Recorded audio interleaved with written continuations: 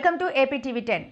కర్నూలు జిల్లా కౌతాల మండల పరిధిలోని ఊరుకుంద గ్రామంలో వెలసిన ఈరన్న స్వామి శ్రావణ మాస ఉత్సవాల్లో భాగంగా నెల రోజుల పాటు జరిగే ప్రత్యేక పూజలకు భక్తుల మొక్కులకు తిప్పలు తప్పడం లేదు.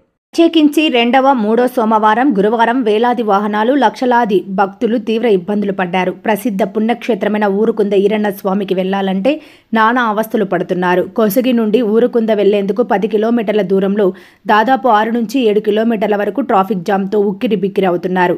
పంట పొలాలు సైతం రోడ్లుగా మారాయి. ఊరుకుంద ఈరన్న స్వామికి కోట్లాది రూపాయలు ఆదాయం వచ్చినప్పటికీ ఇటు అధికారులు కానీ ఆలయ కమిటీ కానీ రోడ్ల విషయమైతేనేమి భక్తులకు సౌకర్యాలు కల్పించడంలో పూర్తిగా విఫలమయ్యారని ప్రజలు మండిపడుతున్నారు. అదేవిధంగా కొసగిలో రైల్వే గేటు పడితే భక్తులకు నరకమే. సంబంధిత అధికారులు స్పందించి ఇప్పటికైనా రాబోయే ఉత్సవాలను దృష్టిలో ఉంచుకొని కొసగి నుండి ఊరుకుంద వరకు డబుల్ రోడ్డు ఏర్పాటు చేయాలని భక్తులు కోరుతున్నారు.